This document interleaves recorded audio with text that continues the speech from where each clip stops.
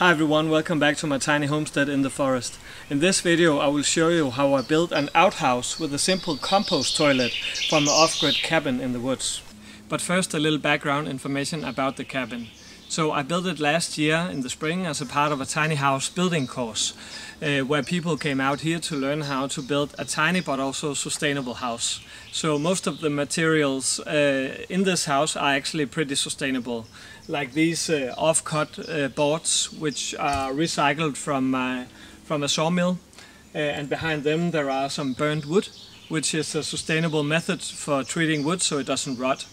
And then in the walls there are some wooden fiber insulation, which is biodegradable and breathable, so it's also super sustainable. And the roof is a reused metal roof from an old barn. And it was the plan all along that the house should have like all the basic functions of a normal house, so to speak, like a shower and a kitchen and also a toilet. So I have started building the shower and have started building the kitchen. And now the time has come to build the toilet now. So when all of these projects are done, this very tiny house on only 7 square meters actually have all that you need to live here.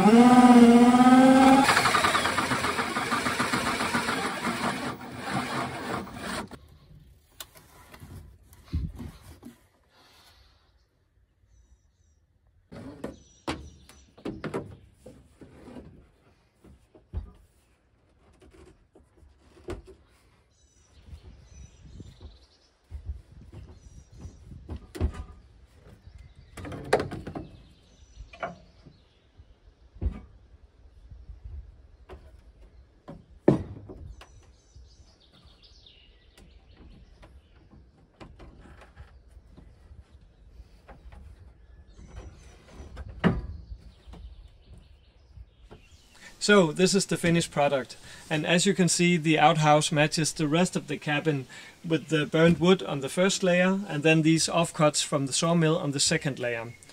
And if we open up to look inside, then we can see we have the compost toilet here, and then we have some toilet paper and a bucket with some sawdust and a regular bin for garbage. And then under the roof we have some solar lamps that will automatically light up the room in the evening. Then I have some sanitizer gel, of course, and some toilet paper that is biodegradable, so it doesn't pollute the soil. So if you flip up the toilet, you can see that inside of it there is a bucket and also a hose. And the bucket is for number 2 and the hose is for number 1. So if you sit on the toilet seat, then automatically the number 2 stuff goes down to the bucket, where you will cover it with sawdust. And then when it's full, you just take out the bucket and then empty it in a compost container that I have on the back side of the house. And then for number 1, it goes down through a small hose, and then that hose goes into a pipe that goes into the soil. So and from that pipe the urine just percolates down through the soil, and it's very important when you have a compost toilet that you separate number 1 and number 2 in order for you to not have a smelly toilet, because it's the mixing of the two that makes the bad odors. So this toilet is actually not very smelly, so that is actually why I haven't ventilated the toilet. But I'll just have to see here in the summer when it gets really hot if I need to ventilate it. And then I will just install a small pipe that goes up from the toilet and functions as a chimney. And then the air will just be sucked out of the toilet. Yeah, and right now I'll just empty the bucket from the toilet because it's almost full now. And then I can just show you guys how it works.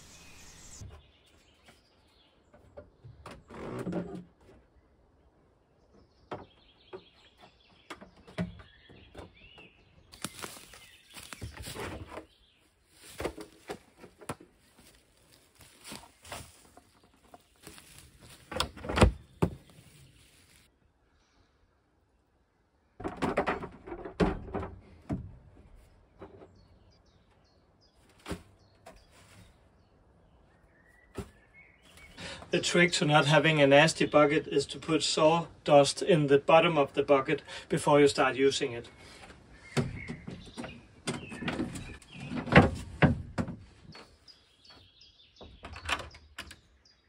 So the reason why I have a closed compost system like this is so that I don't risk polluting the groundwater when the number 2 turns into compost. But generally I would say that compost toilets are super great for your household, because in a way they are closing the nutrient cycle. Because when I take some food and eat it in my forest garden, then it obviously goes through me and then the toilet, and then in time it will turn into new compost that I can put out around my fruit trees and my berry bushes. And in that way my resources becomes part of this circular system, and that is, I think, a much more sustainable way of living than this very linear way of using resources that we have grown accustomed to in our modern society, where we just use resources and then we get rid of them again and build up these piles of garbage that we don't know what to do about. And that's not super sustainable. By doing this, you learn how to take responsibility for your resources and use them in ways so that they support your well-being in the long term. And I think that's super sustainable. Anyways, that was all for me. Thank you for watching this video, and see you again next time.